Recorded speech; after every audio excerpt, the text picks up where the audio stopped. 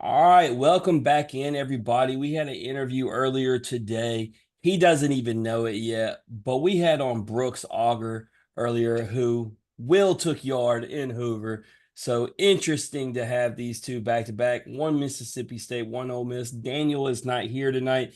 He is on vacation, but tonight we're going to get the story of Will Furniss. How you doing tonight?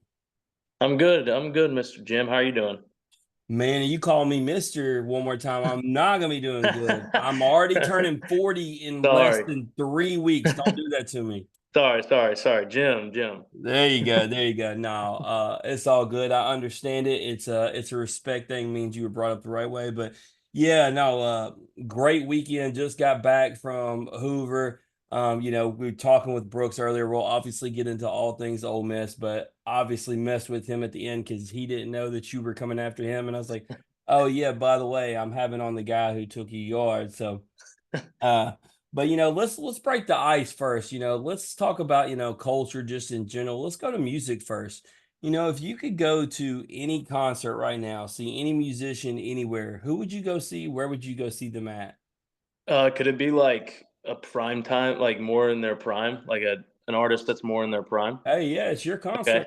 I'm gonna do like a prime George Strait, like back like when I mean, he's probably really good in concert now. I haven't seen him in concert, but I mean, like back when he was, in his prime, making a lot of songs, and everybody was just like obsessed with him. I'd want to go to one of those. You're like the third guest to say that, and I'll tell you, just like I told them, I was fortunate. My parents were diehard George Strait fans. I was just more into girls at the time. So I would go with them to concerts, not even for the music. And so I say that to say I went to a lot of George Strait concerts during the era, not appreciating the music the way I should have. The one that tops it all was the George Strait Music Festival in Nashville when I was 14 years old. He had Alan Jackson with them, Martina McBride, Oh, Leanne Womack, Kenny Chesney, oh, Tim McGraw. Like it was wow. stacked, and most of them was before they were stars. Like one of his opening acts was Kenny Chesney. So Wow. crazy. It just shows, what um he does, who wants to play with him, the kind of lineup he can build, and then the way they all flourished. It was in the Titans Yeah. Stadium, which was pretty new at the time. So but I ain't gonna lie. Wow.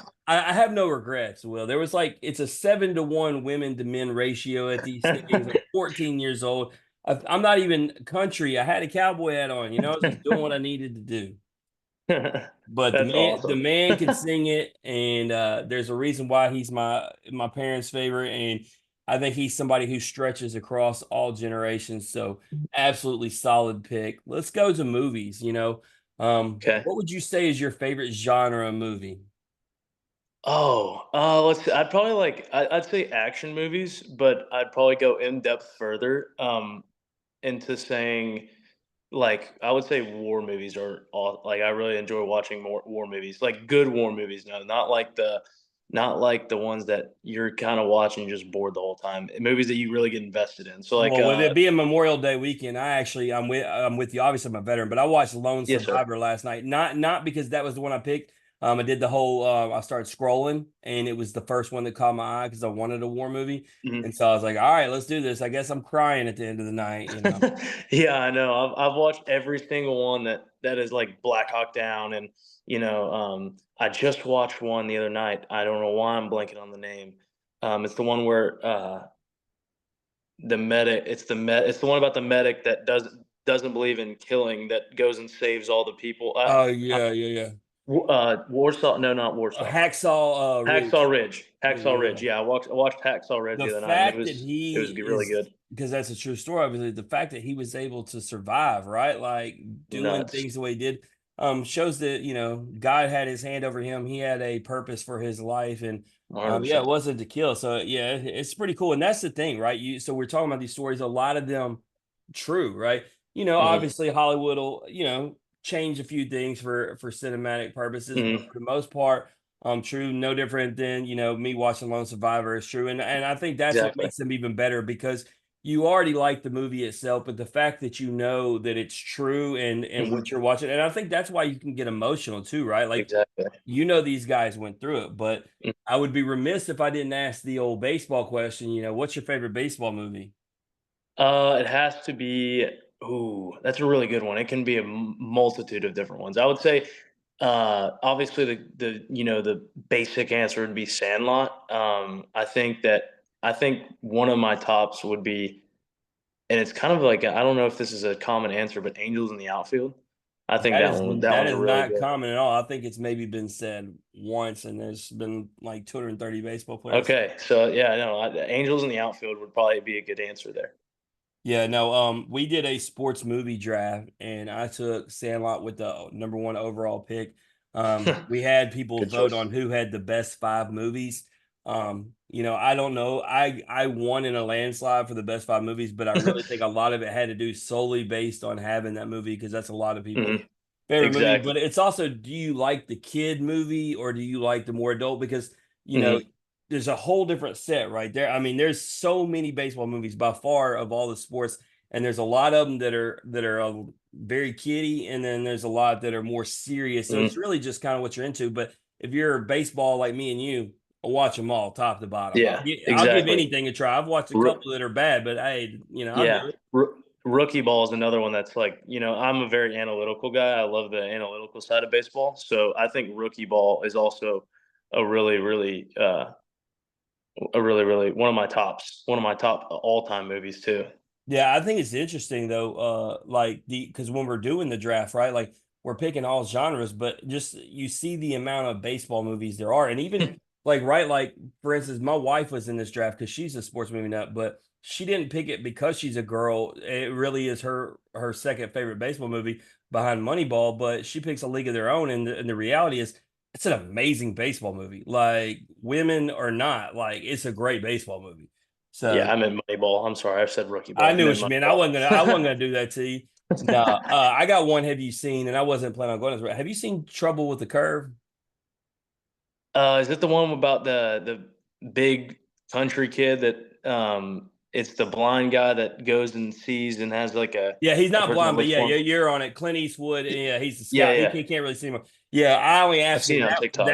that one is highly underrated, man. And Really? it's pretty cool as a girl dad.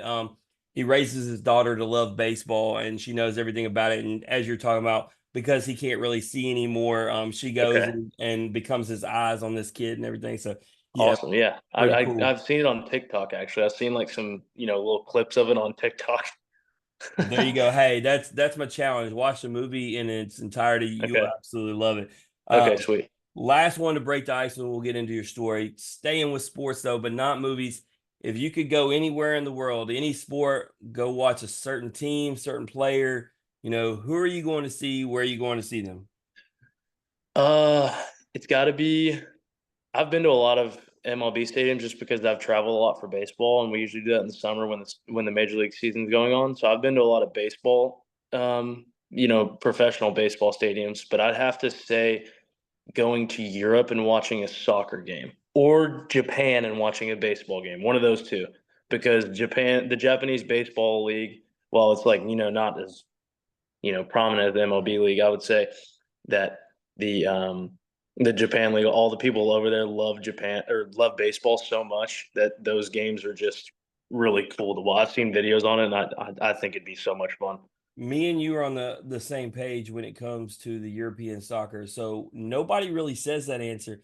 It has nothing to even do with the game of soccer itself. It has like the idea of 150,000 people like standing up cheering like into the game. Like I want to be in that atmosphere. Exactly.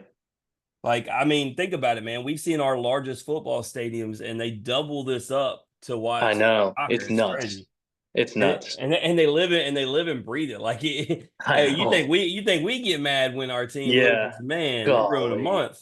Yeah, they don't they're super super serious about it. They don't play around with it. They aren't nice to opposing fans either. So 'cause I think my parents went to the Europe whenever I was actually at Ole Miss. So I think we were in fall ball, but they went to Europe because my sister went on a drill team trip there, and they actually went to a soccer game. And they said that it was way worse over there when you're an opposing fan. So you have to like dress like you're a fan of that team, even though they didn't really have a fan. Like they weren't a fan of either team. They were just going to watch. You have to dress like you're cheering for the home team, or you'll get you'll get, yelled at a lot. I was in Brazil and I bought a jersey because I thought it looked cool, soccer jersey, and then I got told, by one of our translators, he was like, "Man, you need to lose that jersey because you're on the wrong side of town and you can get killed wearing it." And I thought he was kidding, and he was dead serious. Oh, yeah, that's not good. So yeah, lost that jersey real quick. It looked good, not worth dying for. For real. But let's get into your story. For those who don't know, Will, man, where are you from? I'm from Nacogdoches, Texas, and if you look at the name, you're not gonna be able to say it right, but the G is silent, so Nacogdoches. There you go. But from Texas, nonetheless, everything's bigger. Let's talk family dynamics. Anybody who pays attention to baseball obviously knows who your dad is, but talk to me Mm. about more than just your dad. Who all do you got in the family? So my mom and both my aunts actually played high school softball. I think they didn't really want to play collegiate softball, so they didn't try too hard to do that. But my dad was really the only person that played a collegiate sport. Um, but I mean, my whole family. Well, actually, no. My cousin. I'm sorry. My cousin actually played volleyball at LSU. Her name was Carly Morris. She played beach volleyball. Um, a while back. I can't remember the years, but she played volleyball at LSU, and my dad played baseball at LSU. So that's really the extent of our family's collegiate experience. Other than like but my whole family's athletic, so we all played high school sports. Like I played high school and basketball in high school. I played soccer and basketball in high school, and that was fun. But obviously, I wasn't very good at it. I was just there to have some fun. So when you're coming up, is it one of those things that I imagine you were playing baseball from the time you could walk? Oh yeah, yep. From the very moment I came out of the womb, I mean, my granddad was, you know, taking me to the barn when I was in first grade and taking me and working out and hitting and all this stuff. Like we used to do like, back when you're a kid, you'd think $50 was $1 million. So he'd be like, if you hit 50 in a row off this machine. If you hit 50 hard in a row, then I'll give you $50. And then we'd do that every day. And obviously I wouldn't get it every time. I'd get it like, once a week, once a month. But that $50 was like a million in my hands whenever I was that age. Yeah, so I mean, it's cool to hear you talk about your grandfather. So obviously, your dad wasn't the lone inspiration in this process, and I imagine you had a lot of coaches and everything growing up. Was that one of the reasons you would say growing up you would attribute to um, building success? Is that you had, because a lot of people make an assumption, and the fact that you didn't lead with your dad, you led with your grandfather. Oh, well, of course, he's Eddie's son. Of course he can play ball. But man, it's not like you just okay, he's his son, he can play baseball. It takes a lot of learning. Yeah, you may, inherit some genetics, but it takes a lot of hard work and grinding. So your grandfather, your dad, you have some coaches that, really put in the time to help you get to where you were at. Hmm. Yeah, for sure. Yeah, no, my dad obviously like clearly was a very big help. Like I mean, everybody says my dad. Well, I've even seen some VHS tape videos of my dad's swing because, of course, we didn't have phones back then. But I think our swings look similar. Everybody thinks our swings look the exact same. So I think, yeah, it definitely is the genetic part of it. But it's not like it just came to me overnight. I mean, I would go out in the yard and hit with my dad all the time. Whenever I was 3 years old, like we'd just be hitting in 3 to 4, 5, 6. I would just hit with him in the front yard into a cage and you know, obviously there's some things that, baseball players don't know what they did in certain situations. So of course he wasn't a coach and he just kind of did it. He was so good to where like he didn't really think. So I think at around 14, he was like, okay, I need to do something for you that I'm not going to be able to help you with, but I know other people can. And I think it's big it was huge for me just because if he was like, if he wasn't as humble as he is, he wouldn't have been able to let other people coach me. He would have just coached me himself, be like, I was one of the best in collegiate baseball. I can coach you, as opposed to him letting me go, or not letting me, but telling me to go to a place called Driveline up in Seattle. I can, get slow motion cameras on me and get coaches that know how to look for certain things to make hitters better and make them work more efficiently. Because of course he was really, really good at telling me exactly what he did and how to get better and what like certain things I was doing wrong, like big mistakes. But he couldn't see like the little things that people are trained to look for because he obviously never really had those problems. He would just always hit. But I know exactly what you're talking about just because I've stood next to him so many times watching you at Ole Miss, and I've stood next to a lot of dads, right? And he's not your vocal one that's, if you have a bad AB, I don't hear him vocally like saying stuff, not whether to you or just out loud, where, um, you know, frustration or coaching or whatever. I think is exactly what you said. You used the word humble. I think he's not that guy, and I like that, right? And like, Mhm. he claps for you, good or bad. He definitely seems very chill, and I do like being in his presence when he watches you. It just seems like he's there genuinely to be a fan of yours, not a coach of yours. For sure, yeah. He doesn't. He knows how hard baseball is, and um, you know, obviously he wants me to love baseball. He doesn't want me to play because I'm good. He wants me to play because I love it. And if I think that if he would constantly be yelling at me, I don't think I'd enjoy it too much. So I think he just kind of wants me to have fun with it and play to the best of my ability and work as hard as I can because at the end of the day, if you work as hard as you can and you don't produce how you want to, it's not like you're going to have a regret. You did as much as you could to get better. So I think that's just his main thing. Is he just wants me to enjoy it, work as hard as I can to get myself as good as I possibly can be. And if that's all I can do, then that's all I can do. So I think he does a really good job of that. Yeah, no doubt. And so, looking at high school, you obviously killed it. You talked about playing multiple sports. My question for you, being from where you are in Texas, was it one of those things that if you wanted real competition, you were going to have to play travel ball? I'm just asking because, when you bat 500 in high school, is it one of those things that, you were just that good? Or is there one of those things where, maybe you just weren't playing the competition level that you really needed to prepare you for the next level?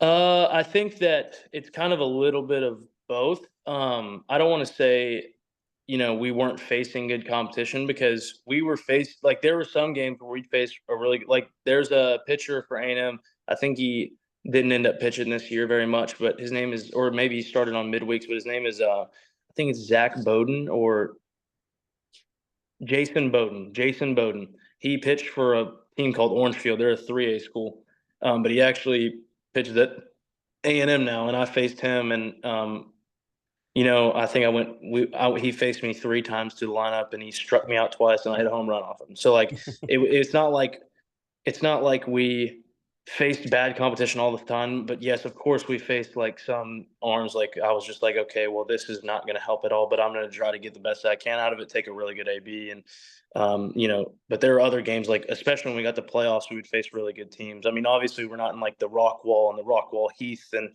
that district of 6 days, like in Dallas and Houston, Mm. but I still faced some pretty good competition throughout my years of high school.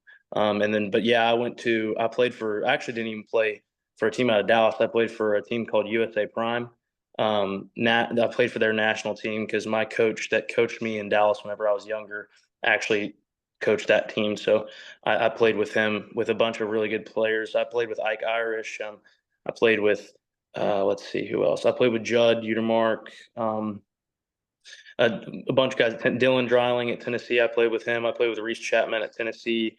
A guy that isn't there anymore or isn't playing anymore, but was really good. His name is Alex Stanwich.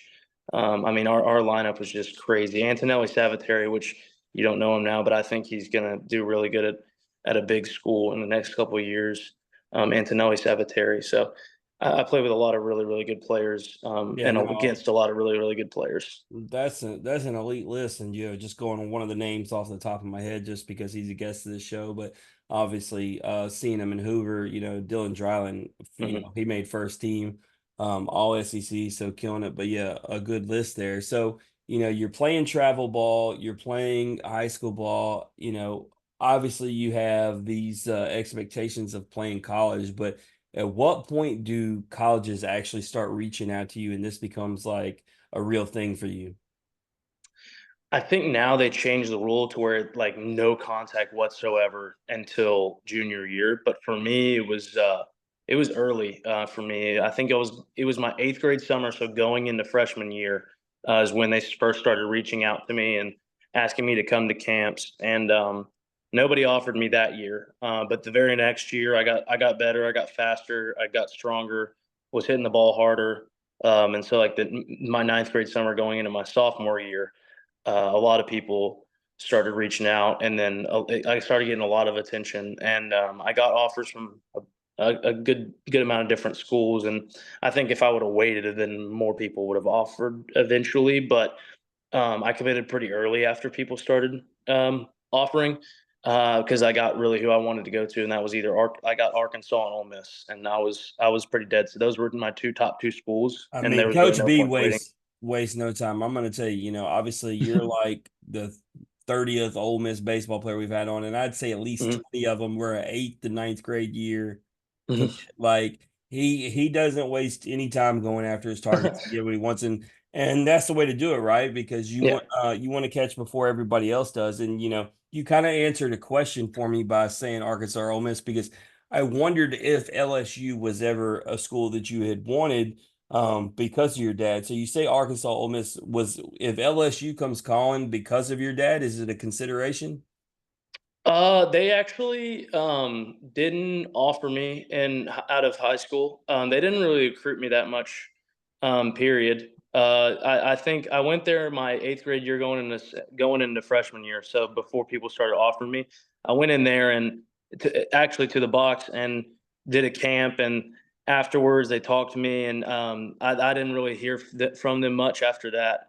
But I think that I was just really keeping my options open. I don't think even if LSU would have offered me, I don't know if I would have went there. I would just had to weigh my options. But it was really just I knew my dad loved LSU, and they had a lot of success while I was there. They still have a lot of success. But I kind of wanted to make a decision for myself, not based on what my dad did, because just because my dad fit in there didn't necessarily mean I was going to fit in there. And since I really didn't get offered from them at all, I really didn't have to, look into it too much. But I think that Arkansas and Ole Miss, are the two schools I really looked into, along with TCU and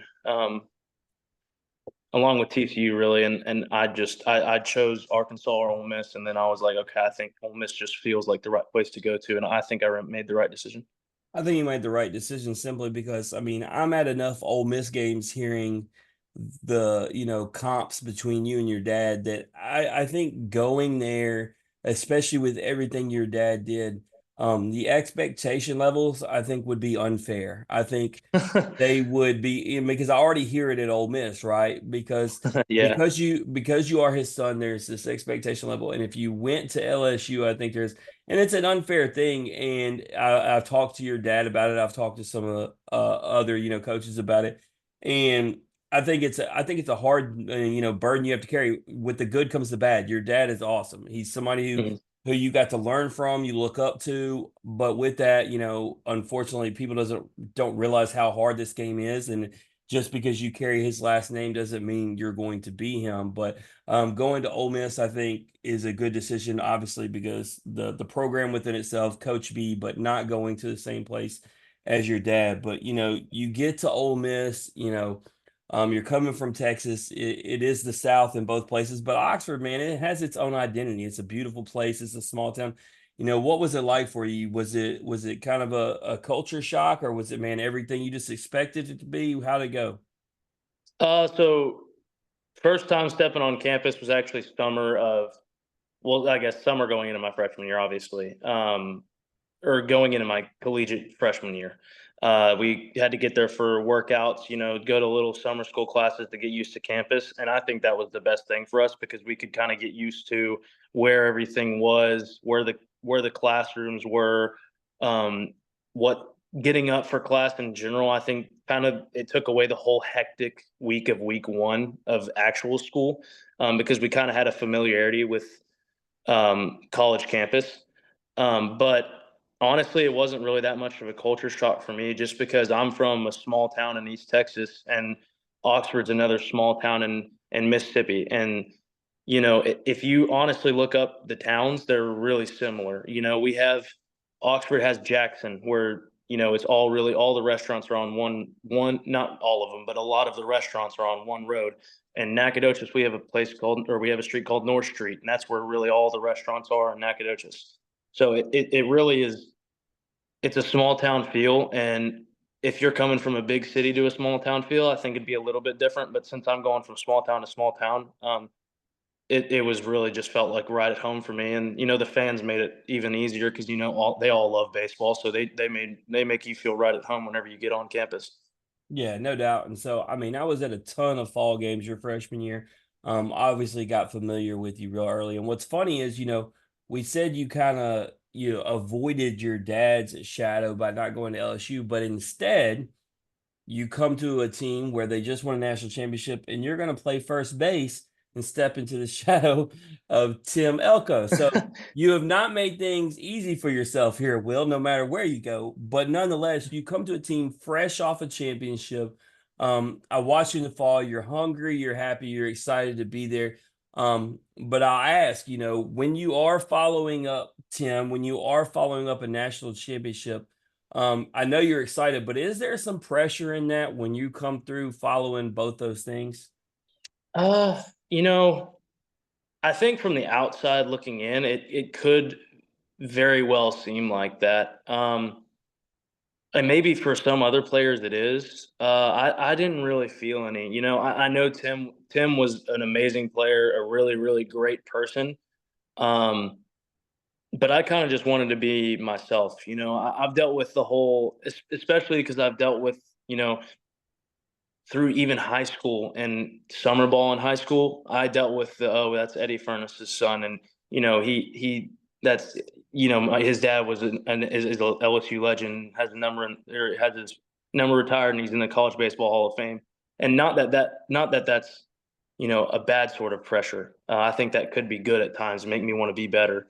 But I think I've kind of had that there my whole life, just because of how good he was. And I honestly think it could have made me, I think it made me better at baseball, just because, I think the confidence level, they're like, oh gosh, this kid's the son of a really, really amazing baseball player. Like he's going to be really good. And, I think the confidence that comes from that as well. And, you know, Tim does have some really big shoes to fill. And, it's really hard to fill shoes like that. But I think that just being myself and playing my game, I think that's really just the best route for me is, just trying to be the best version of myself and not necessarily worrying about other people, because I don't know, it's really hard to fill somebody's shoes like that. It's really big loss to campus whenever he leaves, and you know, people may be looking for someone to fill his shoes, and everybody tries, like but I just want to kind of be a new team each year, and kind of just not necessarily brush off the past, because national championship's a huge deal, but you know we It's a, had two really it's bad finding a seasons back new to back. identity. Yeah, It's exactly. every team, even if you have players that carry over, it's always about finding a new identity Hmm. for each team. Yeah, exactly. Yeah, that spot on. That's kind of what I was trying to get to. I just But I will couldn't find say words. what I was just talking about though, the thing that I like is the positivity, the smile, the joy you play with is something that y'all both carried. So it was something that you did have.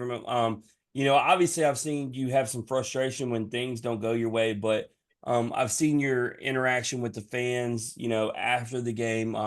You're a guy who's always polite to the fans, always carry on conversation with the kids, or there's a bunch of those ladies who are diehards who love you, and I listen to you talk to them, and um that's the kind of character I love, because win or lose you're gonna still be the same good guy that you were before the game, and I like seeing that. But as far as your career, I've been watching.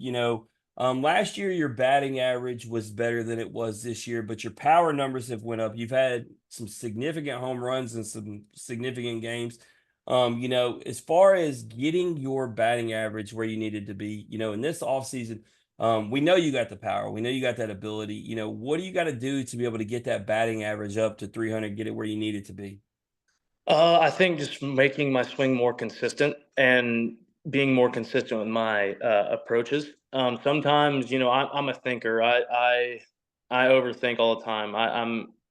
I like to think of myself as smart. So, I tend to overanalyze, especially when I'm at the plate.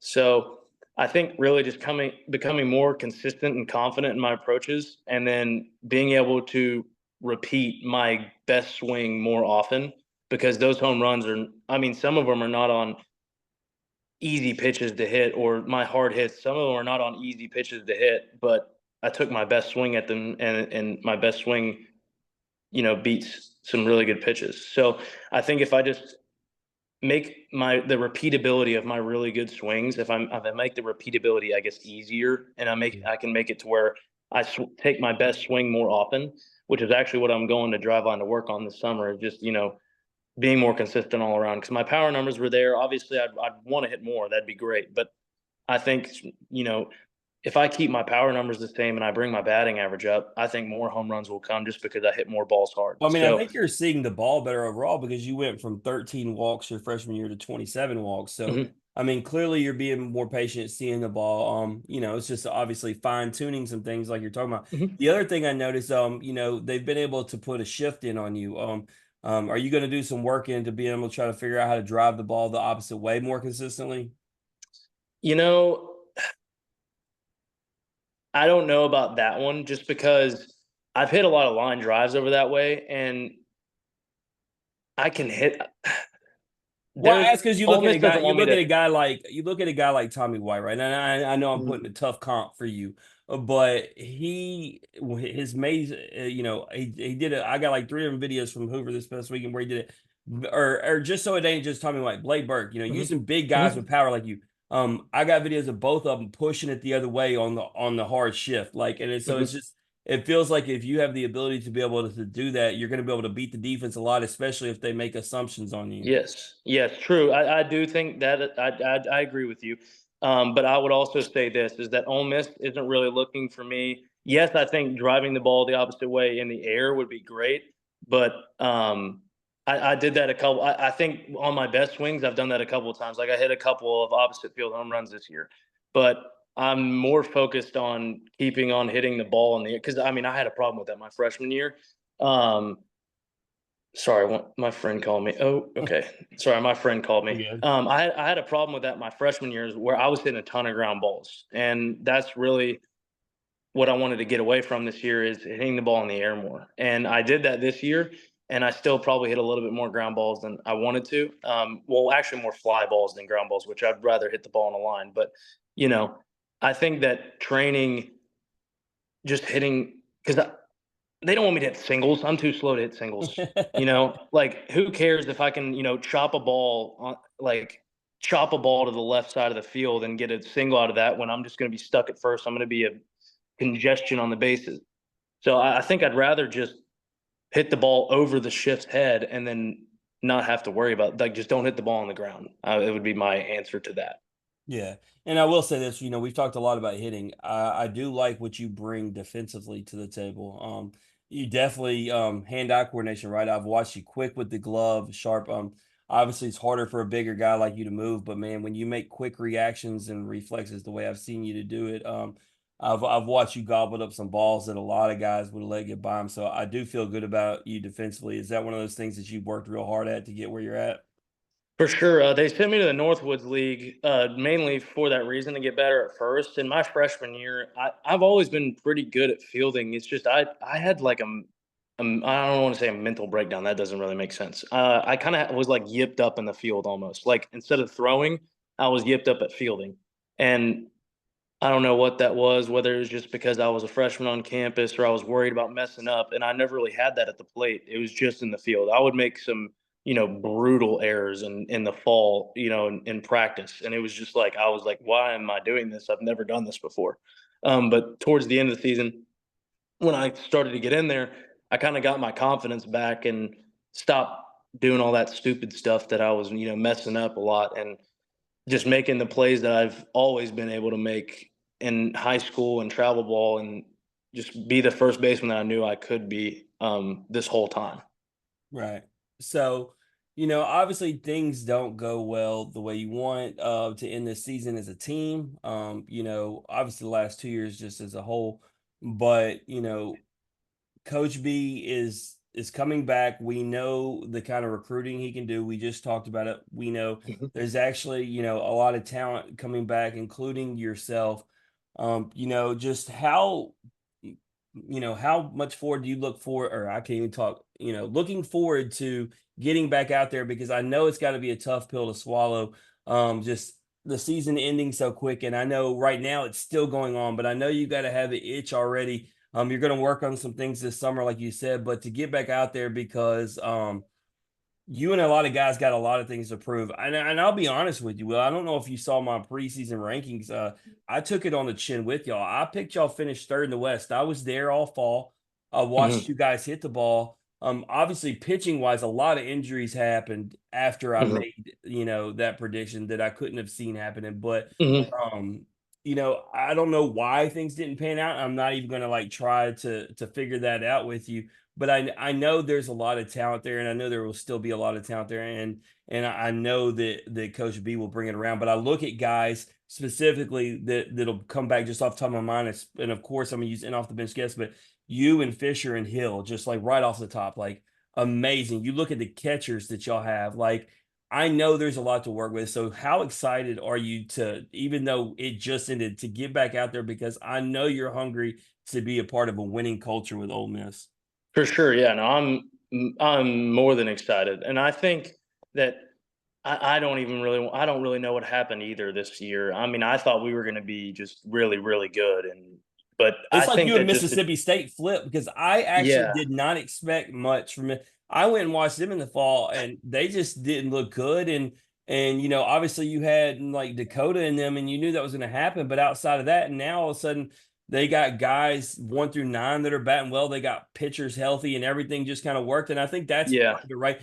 They got pitchers getting healthy. Y'all got pitchers getting hurt. That's always a huge part of the mhm, war of attrition is a big part of the game, but that's where I ended up being wrong. And I know I hate it for you guys, as Ole Miss guys. You don't want Mississippi State to be the ones having the success that you were supposed to have. But I don't think things broke y'all's way, but that doesn't mean that next year it's going to happen the same way because I for just sure. there's too much talent. Yeah, for sure. And I honestly think that the SEC was just it's going to be this good from now on. But I think this was the first year that the SEC really got really, really good because of the transfer portal.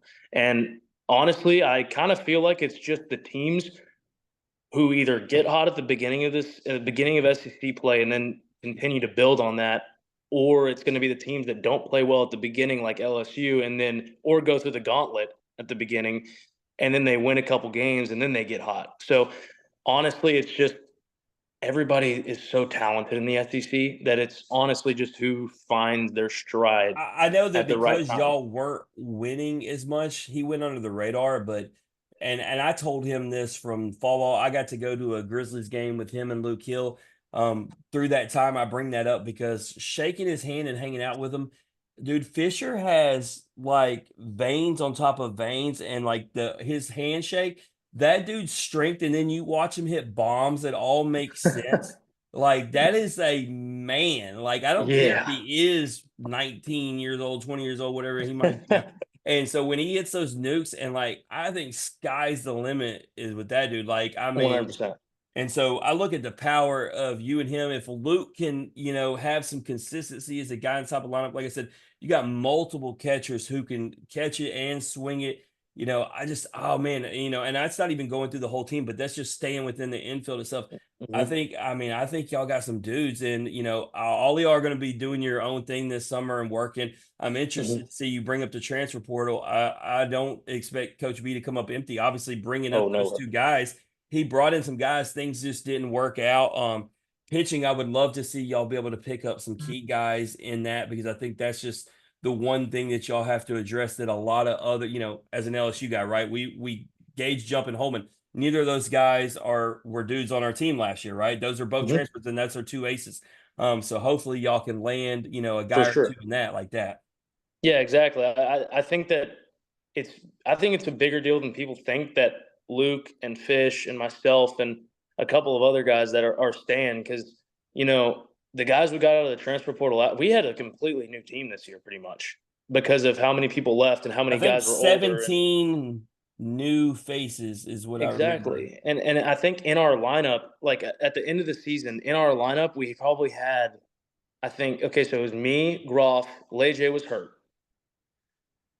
Was it just me and Groff? Yeah, Burf. Me, Groff, and Burf were the 3 guys, and Judd were the 4 guys that were consistent in the lineup, that were in the lineup or on the team last year, and Right. then Lej, obviously. So we got guys out of the portal that were really good and that performed well. And Luke had a rough start, but he really did well at the end of the season. I think he hit like 330 in And SEC I play or and I hate something. y'all So lost Leger in time to I know, try to make a run because I mean for the second half of the season he was on an absolute heater. I know. He was on here the whole freaking season. He was I just mean, smashing the ball. if his hand heals up well, I mean, obviously, because I understand the draft and money and the way things work.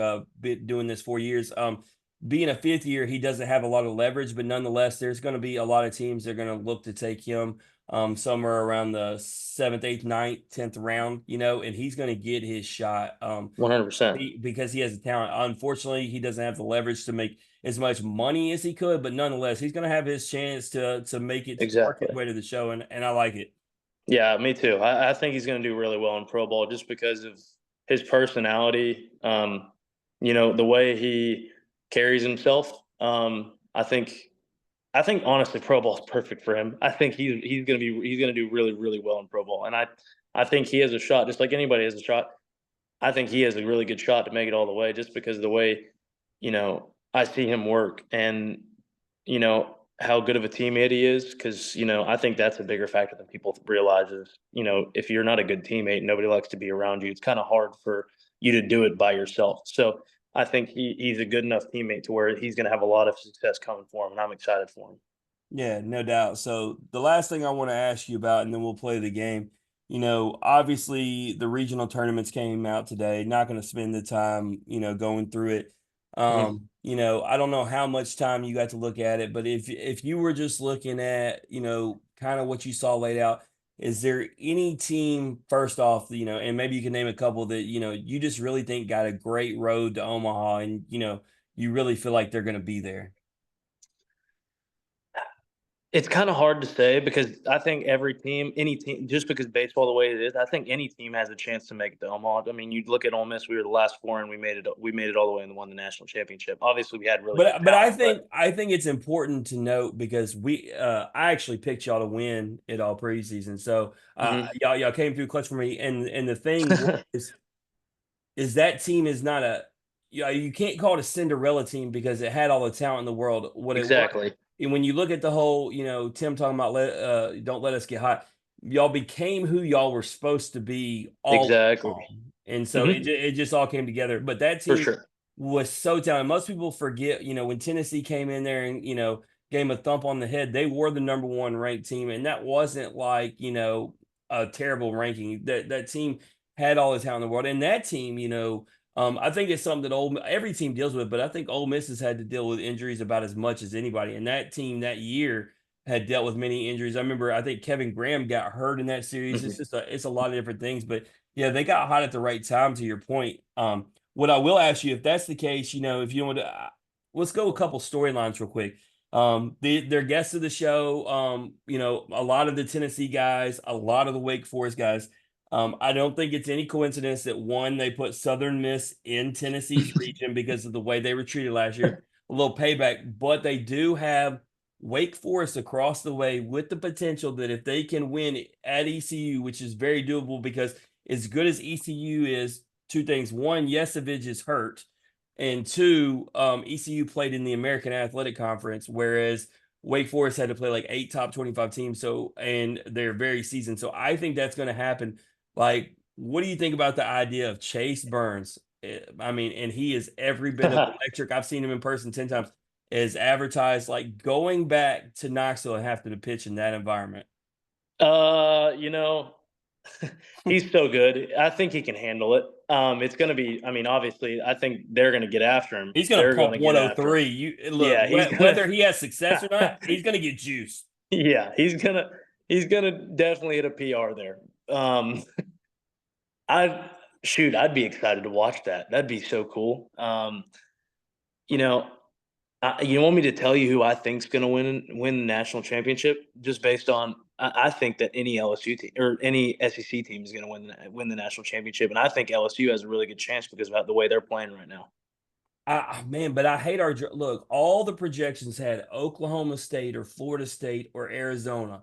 Like all three of those were all the common ones I've seen. And then we ended up Hmm. getting North Carolina, who I think is a better team than all three of those. And I was like, what are we doing here? Yeah, I think North Carolina is good, but But I'm telling you that y'all are swinging it. Y'all are seeing every single hitter in y'all's lineup is seeing beach balls right now, well, and and it's the really reason hard to they beat a team really like that. actually lost yesterday was because you had to prepare for regionals. Nate Ackenhausen goes through the whole lineup, only gives up one hit, no walks, has 6 Ks. But Jay pulls him and even says in his in-game interview, the batter before, I'm fixing to go get him because we got to prepare for next week. So you don't end up pulling him at that point. You continue to let him deal. I think Nate is going to be their third guy in the rotation. Hmm. He did it last year in Omaha. And so, yeah, that whole thing played out different, but you're right. They're hot. They're swinging it. There's a lot of, savvy vets on that team. I'm a huge Alex Milazzo guy.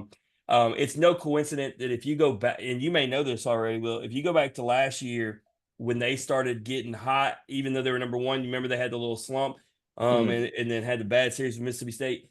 He inserted Alex back in the lineup this year when they got hot. His veteran leadership, I've had all the guys on that team talk about his veteran leadership is second to none. People Hmm. could talk about Skeens and Cruz and those guys and their talent last year, but Alex was the guy last year along with Beloso. He's the guy again this year. That voice matters, man. It Hmm. carries. Those guys will follow him into war.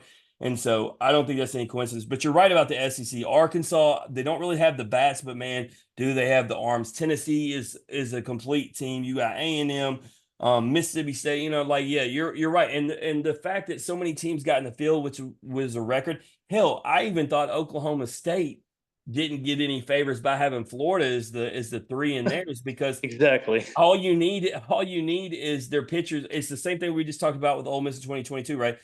Florida was ranked number three to start this season. All they got to do is Hmm. become that team they're supposed to. Tag start hitting bombs. Colby Shelton start hitting bombs, and next thing you know, they're rolling out of that regional. Exactly. Yeah, I just think if it isn't an SEC team that wins the whole thing, it will surprise me a lot.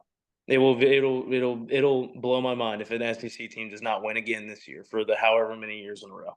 So let me get your advice on this. So here are my options, right? So um I've eliminated two of them, so I'll just give you the three I'm down to. I'm blessed in this scenario. You build relationships, you get invites to things. Mhm. So I have Greenville, which I've never been to the jungle, and the reason it happened the way it did, I actually got to tell you that I skipped out on y'all. So I was supposed to go to the game two of the Ole Miss Alabama series. And what happened was they weren't going to be airing it at all on any platform, not even ESPN Plus. So the ECU Jungle account on Twitter asked me if I would go live stream it because I'm close to Memphis. And Mhm. so I went and did it. Well, I kid you not, 10,700 people watching while I live streamed it. Did it for my own home plate. I have people start bringing me food and drinks, the parents, because they know that I'm doing it right by. Like, and then I'm in the parking lot. The parents are inviting me there. I'm getting like 400 followers on Twitter from ECU, and they're like, "Hey, you got to come here to check it out." And I was like, "If y'all make it to the postseason, man, I'm gonna come check it out." Well, here we are. So that's option number one, which Okay. Wake Forest will be there. So it gives me another. I got Mhm. 8 in off the bench gets there. I got Knoxville. Went there for the last weekend of the season against South Carolina. We got 13 guests there, and then all the families were welcoming. They're like, you got to come back come postseason. They do have the Southern Miss thing, like I was talking about. But then the third one is the hardest one. This is the one that comes in and is a problem. When you get a personal invite from Charlie Condon to Athens, it's like, and they have, here's the thing, Will, they have the most boring regional. I'm not interested in any team that's in that regional with Georgia.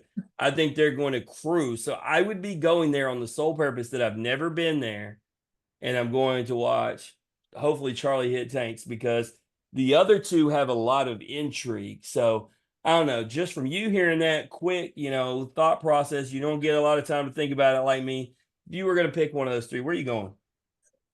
I would say either ECU or Georgia, just because one, ECU is a really crazy environment for a regional. I mean, I remember watching on TV. I was like, "Whoa, that's crazy." And then Georgia, just because yeah, you're right. When Charlie Connon invites you to something, I think you kind of at least got to that carries a lot of weight. And it's one of those things, if I don't go, he's going to end up having like a 3 home run game that I find Yeah. myself wishing. Which I'll tell you, I was at the South Carolina series when he hit the record breaking one, and it was an absolute nuke. And like, I was just like, and I mean, I've seen him a few times this year live, but man, he doesn't have a dull home run, man. And the fact that he came on this show before the season talking about he can't hit weight, he needs to put on 10 pounds, he's just not strong enough. And it's like, oh, and you just hit 35 home runs. God, I mean, what's crazy is that he probably isn't as strong as he wants to be, and he's still putting up numbers like that. So, I mean, golly, that's he nuts. wasn't the guy that he wanted to be was the proof, right? He couldn't even get any kind of a scholarship offer. He comes on this show. Yeah. ESPN actually quoted my show without even giving us a shout out, but he told Tennessee if they offered him anything, he'd come. They didn't. I even pissed Tony V off because I texted him after the show and I was like, bro, you could have had him. He's like, thanks for reminding me I missed out on the best college baseball player. Anyway, he didn't say it nicely like that.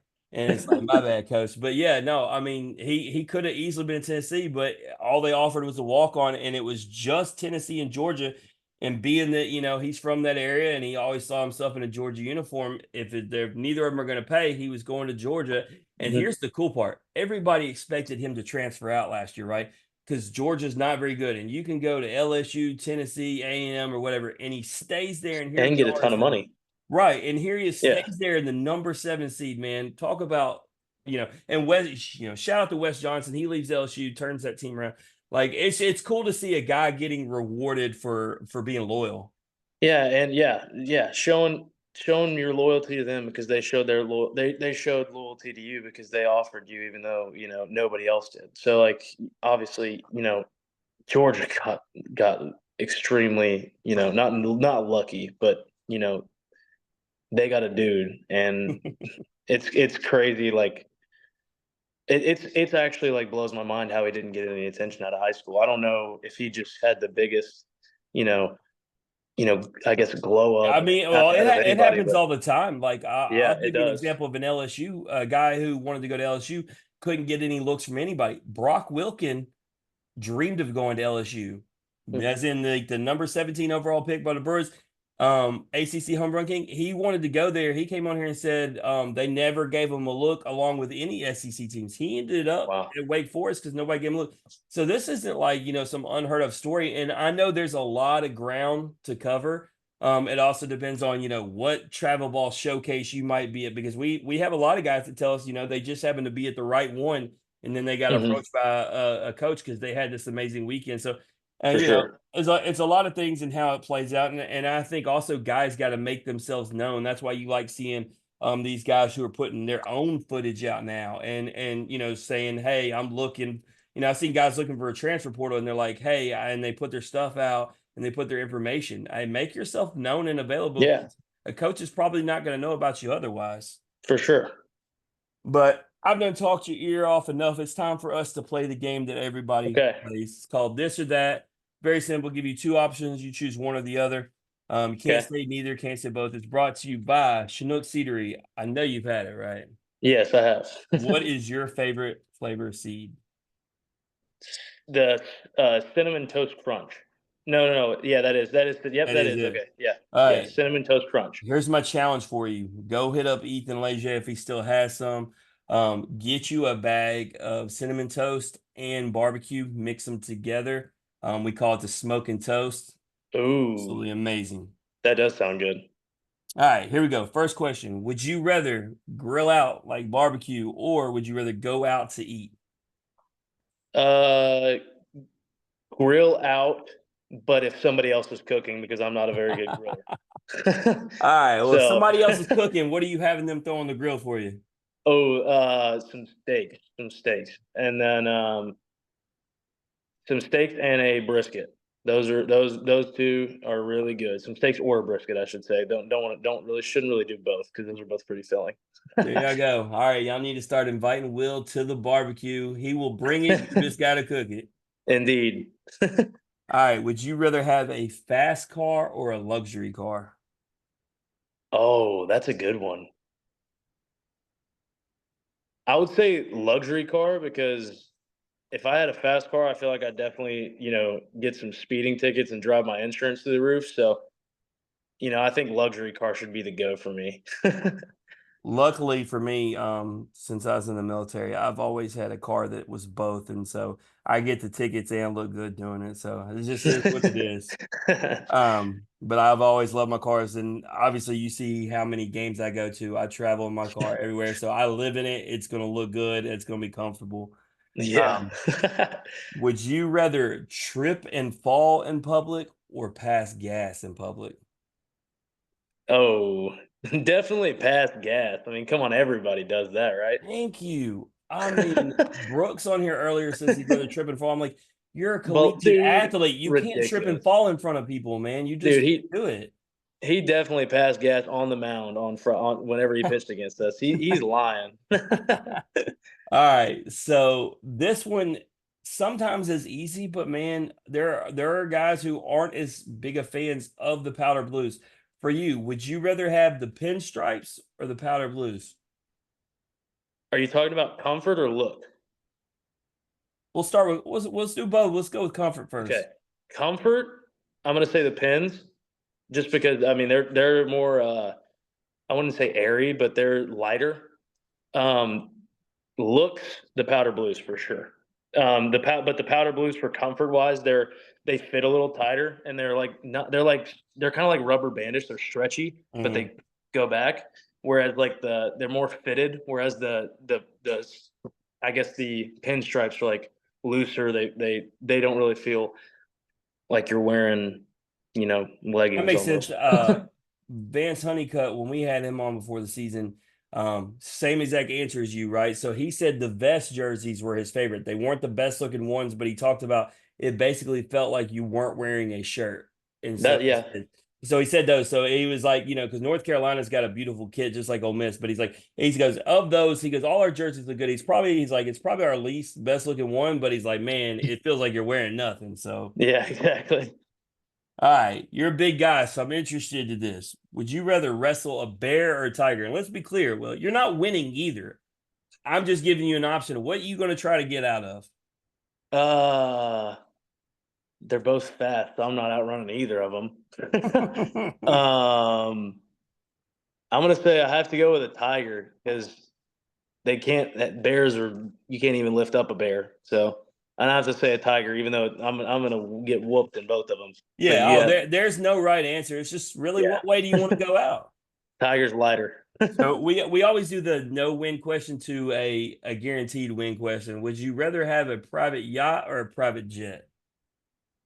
Oh man, a private jet, just because I'd love to be able to go to like let's say I'm on a weekend, I'm like bored or whatever, and I'm be like, okay, well, I want to go to New York City and go to Times Square. I can just go hop on my jet. Where in Nacogdoches, Texas, I'm 4 hours from the ocean. So if I want to go on a little quick trip to the my yacht, I have to drive 4 hours. So Yeah, it's so however like my host he's all about the jet. I joined the Navy for a reason, even though I ended up in the desert somehow in Iraq. But I love being out on the boat on the water. I'll take my time getting to places. Some people they want to get here, there, and everywhere. So it's to each their own. But once again, there's no loss in this, right? You have a private jet or a private yacht or private jet, which would also mean you got money. So you're good. It was funny. Somebody said, I don't want to have to clean my boat. And I was like, you realize if you own a private yacht, you probably got somebody who will clean yeah, it you for gotta you. clean it.